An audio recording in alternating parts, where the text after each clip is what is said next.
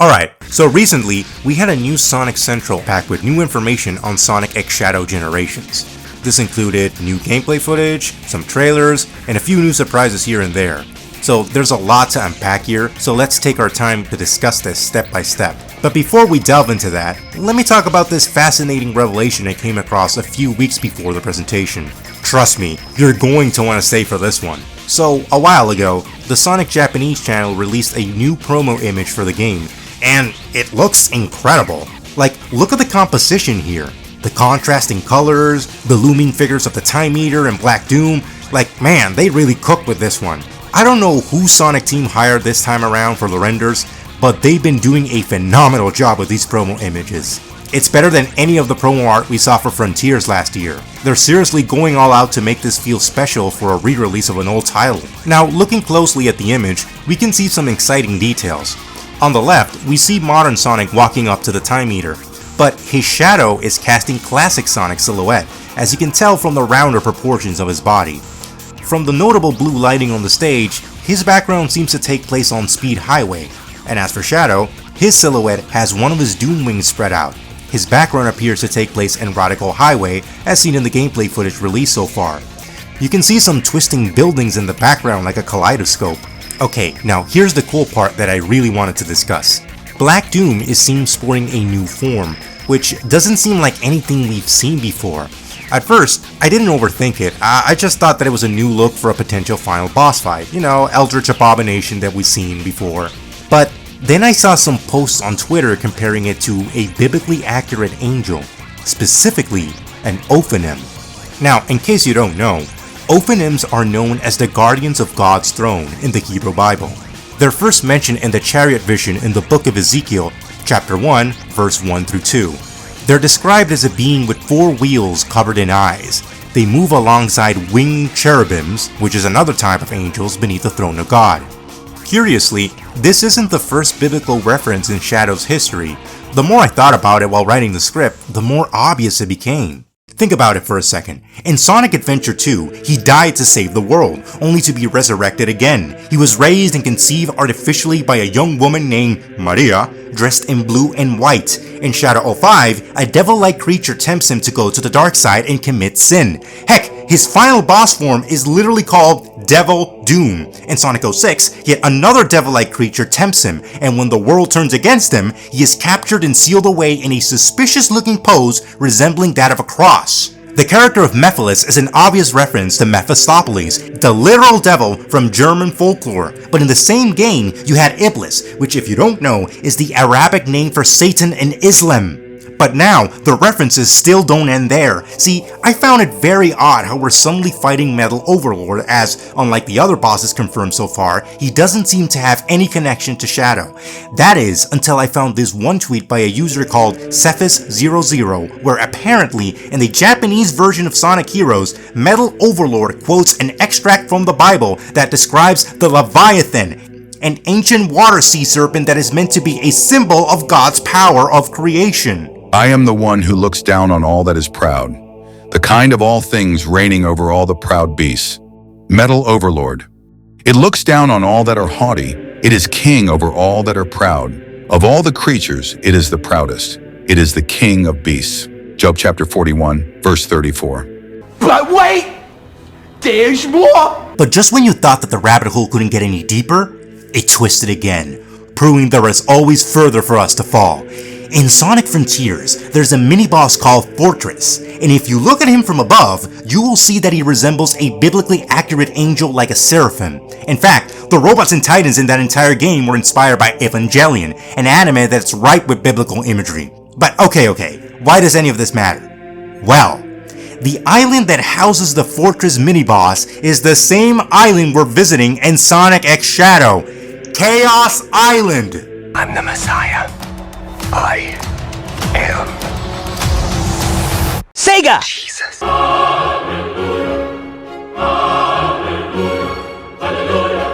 Holy fuck! But apart from the cool factor, what does all of this mean? Well, we'll have to wait and see how it plays out in the game. I guess the cherubim will be some kind of godlike entity with Shadow acting like a Christ-like figure, but I don't know. Woo! boy, that was a lot to unpack for one poster, and we have not even gotten into the new trailers yet. Anywho, new story trailer! So we first start with a cinematic opening showing Maria and Gerald Robotnik sporting brand new, updated designs. And I gotta say, they look perfect. It's not quite like the Unleashed Pixar humans. Instead, it seems to be going for a more anime looking aesthetic, similar to how they looked like in Sonic X, but with softer curves and smaller proportions. And I dig it. I'm not sure if this is how humans will be depicted from now on in the franchise, but this could be just a one-time thing given how Sega is hesitant to show them. Now, as some people pointed out in my last video, most if not all of the cinematics we've seen in this game have been running in engine, which is impressive as hell if that's the case. This shot in the trailer might be difficult to confirm, but the assets in the White World shots appear to be using in-game models for sure. Next, we see Black Doom back in his complete form. This shot of Shadow turning around is actually taken straight from Shadow 05, so that's a neat reference. Shadow then starts beating the living snot out of the Doom Eye, which is funnier than it should be. Then we cut to more shots of him chasing around various new areas, including this city level, which I can't seem to recognize. I have to say, I'm blown away with some of these visuals.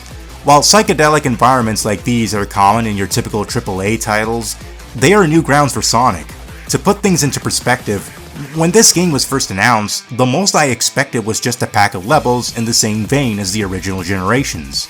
But what nobody expected was terrain that transforms up and down and all around, along with these fantastic cinematics. Unlike the original game, this game is really selling the idea that we're traveling through time and space, where familiar locations bend at the Time Eater's will. It just goes to show how powerful Hedgehog Engine 2 is compared to the first.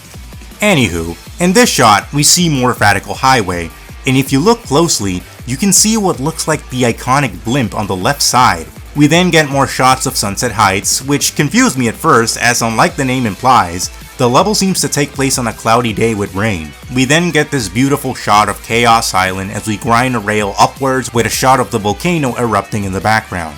Interestingly, the grind rail here sports a brand new design that is different from the generic metal ones from Frontiers. In fact, they redesigned all the floating platforms and grind rails in Chaos Island to make them look more alien. The trailer then shows us this fantastic shot of Shadow sprouting wings before flying out towards the Black Dune Ophanim thing in the middle of the White World, which this could be a shot right before the final boss. And now, here's the money shot that made every Sonic fans on YouTube cream their pants. We see Shadow dodging a laser in what looks like the interior temple of Dusty Desert to reveal, you guessed it, Mephiles! Everyone and their brother was ecstatic to see him return. I've never been a big fan of the character, but I can see why people are so hyped to see him return. Mephiles was one of this franchise's last series big bads who had an intimidating presence. Everything about his design, the voice, and his mannerisms was quintessential evil villain standard. Now, was he perfect? No, I thought wasting time tricking Silver when he could have offed Sonic sooner was pretty dumb. Nothing about his motivations made sense, but then again, that's more of a result of the game's crappy writing as a whole. Mephiles himself as a character was exemplary, and some of his best moments are admittedly with Shadow and how he tried to convince him to turn against humanity. We've never had a villain that left an impression like that since. I mean, compare that to what, the Deadly Six? Sabak? Really? Or Infinite? Yeah, right. Also, a cool thing to note here is that he's attacking Shadow with the same laser attack he used to kill Sonic in 06. It's got the exact same texture and everything. And I love how Shadow just avoids it effortlessly. Even in his own adventure, the man can't help but show off how much better he is than Sonic. I'm curious to know whether Shadow will remember Mephiles during their interactions, because, as we all know, the events of 06 were erased from history. However, there have been hints that several characters remember the events of that game. For example, in the original generations, if you spoke to Blaze outside of the hub world, she mentions how she's surprised to see Crisis City again after all this time. And apparently, in some Japanese dialogues for Team Sonic Racing, Sonic remembers Silver from the events of 06 specifically. 初めて会った頃の勢いはどうしたんだよ。貴様をここで倒すって意気込んでたじゃないか。大世界のために貴様をここで撃つ。そんな記憶はないけど。Whatever the case, it's more likely that Mephiles will remember him, and with Ian Flynn writing, it'll be interesting to see how the history between these two will be tackled again. Now we get more gameplay shots of various enemies spawned by Black Tomb, and then this fantastic shot of Sunset Heights. Like, wow, just look at this! The animations in this game are going so hard, man. Where the hell was this level of polish in Forces? Or Frontiers even? Some of the stuff we're seeing here actually puts some of the Titan fights to shame. Did they relocate all the budget and their best animators on this thing? Jeez! We then cut to a shot of this strange new Black Arms enemy. I say new because I can't find where this thing originated from. At first I thought it was the Black Bull enemy from Shadow 05, but it actually looks nothing like it, so I'm pretty stumped. It seems to be some sort of new midi boss you fight in the middle of a stage. The trailer then ends with a few familiar shots before revealing a new plot twist, and that is that Maria and Jero are alive in the White World. We'll actually get to see them again. This was definitely the highlight for me. See, one of the biggest complaints I had about the original generation story was that, other than the lack of callbacks to Sonic's history, the game didn't use the time travel plot device to its full potential.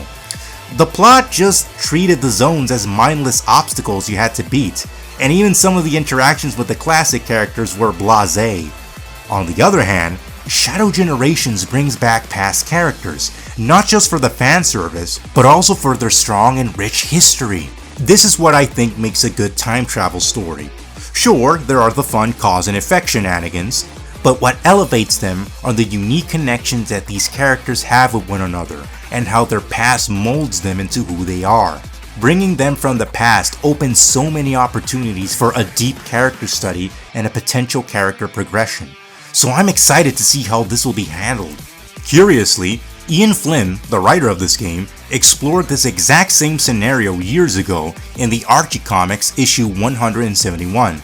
So I'm guessing this guy is itching to retell his story again in the game canon with this new context in mind. It's been nearly 2 decades in the making after all. Well, that's it for the story trailer, but we're not entirely done yet. The same day we got the Sonic Central with all the news, Sony was presenting their PlayStation State of Play, and we got one additional trailer for Shadow Generations. There's not much to discuss here, most of it was them showing us how the PS5 version of the game would have haptic feedback with the controller. The rest just showed us more footage of parts of the game we've seen before. But there were 2 standout moments worth talking about. At the trailer's beginning, we see Sonic and Shadow racing against each other in Final Brush, confirming that we are in fact getting a Sonic boss battle. This also verifies what Iizuka said about Sonic and Shadow's story intersecting as it did in the original game. Now, it's funny to see Sonic's model here suddenly change to the Frontiers one with smaller quills, as this portion of the game is running on Hedgehog Engine 2. I also wonder if the two of these will be interacting in this. Maybe they'll retcon some of the stuff about the original to explain why the two were fighting in the first place. Man, that would be a funny back and forth, where Sonic describes how he's having fun revisiting the past with his younger self, and Shadow's over here having an existential crisis. The next thing we saw were some more shots of Sunset Heights in action. The starting area here looks so gorgeous too. Comparing it to the original, it's like night and day.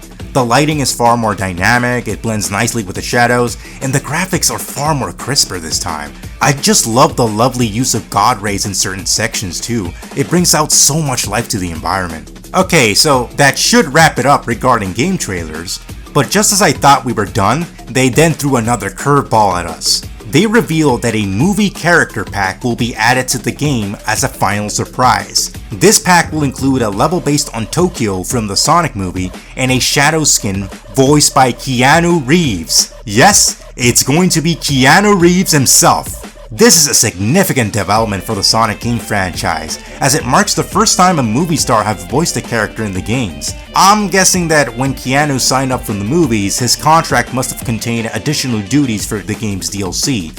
I mean, it's not easy to get a star like this in your project, so it had to have been planned in advance. But anyways, I'm eager to hear what he'll sound like in the DLC, as in the movie trailer, Keanu was mainly just brooding there. Here, we'll listen to a less angsty version of the character, as Shadow seems to be written with less of a thirst for vengeance. Moving on to the environments, they look impressive, and since it's based on Tokyo from the live-action movies, it's taking a realistic art design. From what we've seen, the level design looks solid, just like the base game. I especially love this underground area where you see two different paths. One where you can jump over a laser and make your way straight to an enemy, and then the other one you can just wall run to reach this rainbow ring on the right side. And as for Shadow's model, it kind of looks ugly. The fur textures look bad in the overexposed lighting of the Hedgehog engine, which was clearly meant for the smoother textures of regular Shadow, and his proportions look kinda off. But honestly, I kinda find it charming in a way. Like, this whole thing reminds me of one of those movie licensed superhero games for the PlayStation 2. So, while I think the model is kinda yucky, I ironically love it for what it is. What I do love, unironically, is the jump ball model. It's spiky, you know, just like in the movies, which is how I wish they looked like in the base games, where they just kind of look like a generic round orb that glows. According to an interview with series producer Shun Nakamura, this content is not canon to either the movies or the base game. It's just meant to be bonus content to play through. However, it does seem to have its own mini story going on, as Ian Flynn confirmed on Twitter that he wrote dialogue for the pack. We even see it in the trailer how this is contextualized as Shadow from Generations enters the movie world and takes on the form of movie Shadow along with his voice. But like I said, it's just bonus content, so this was done for fun and to promote the movie. And well, that's it for trailers. The Tokyo Game Show is also running now, showing more gameplay footage. But I already spoke at length about some of it in my Kingdom Valley breakdown, so give that one a look when you can. However, one thing that did stand out to me was this section in the little room. If you use Chaos Control, you can kill enemies before they have a chance to attack you, including the Black Doom creature with the shield. So once again, this shows how mindful you have to be when using Shadow's ability at the right time and at the right place to get a helpful skip in these stages. So I'm eager to see what strategies we'll find while experimenting. This was a stacked Sonic Central, man. There was so much new stuff into this thing. Not to mention all the other cross promotions and merch they announced. Maybe I'll get to talking about the DC Comics and Sonic crossover when it comes out. But anyway, that's it for today's breakdown on the latest Sonic X Shadow Generations trailer. I gotta say, seeing more gameplay footage has me even more hyped for what's to come. And what do you think about the Keanu Reeves DLC, huh? Having him voice Shadow will add a whole new level of depth to the character. Let me know what you think about that in the comments, and if you're excited to see what else the game has to offer. If you enjoyed this video, don't forget to hit that like button and subscribe with notifications, so you won't miss any updates on future discussions. Thank you for tuning in, and until next time, keep it speedy everyone.